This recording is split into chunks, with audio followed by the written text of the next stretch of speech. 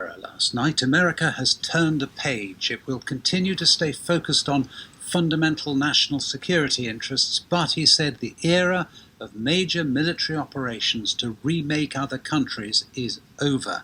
It's a view much criticized around the world, but a view that has its supporters, including some who've seen US foreign policy from the inside as senior officials rather than politicians. Larry Pfeiffer is a former senior director of the White House Situation Room and a former CIA chief of staff.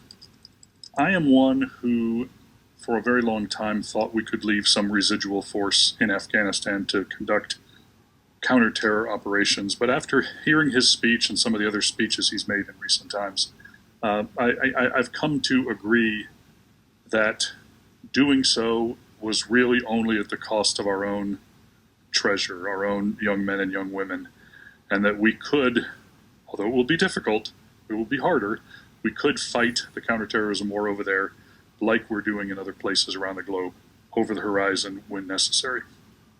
He said the era of major military operations to remake other countries is over.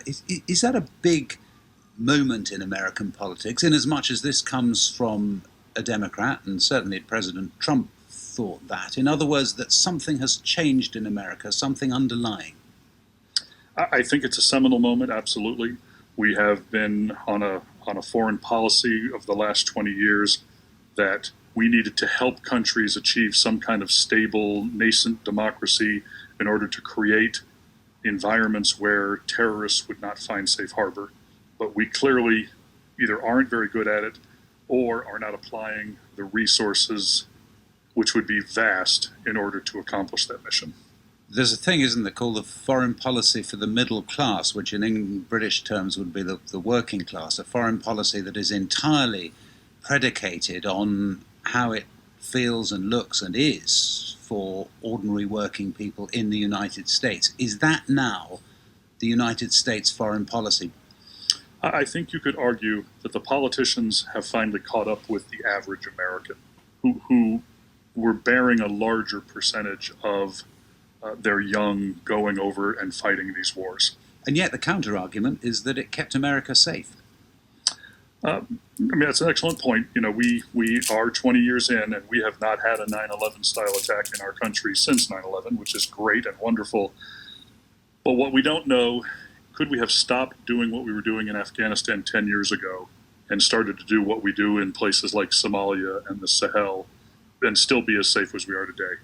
I think we have the capacity and the capability to fill the void created by having people on the ground in Afghanistan.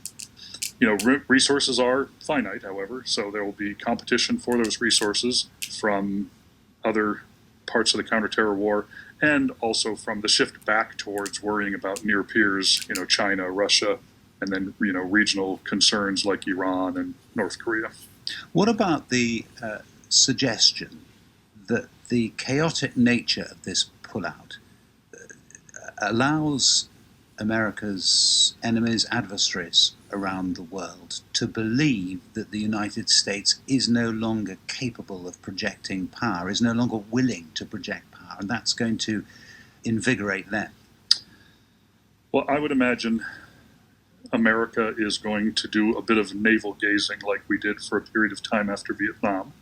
But if the broad sweep of history shows anything, and America with its backup is something you don't want to contend with. And I think you just look at this airlift operation we did in the past 2 weeks. I mean, we moved a population the size of a city like Las Cruces, New Mexico, or Boulder, Colorado. We moved an entire population out of a country in 2 weeks.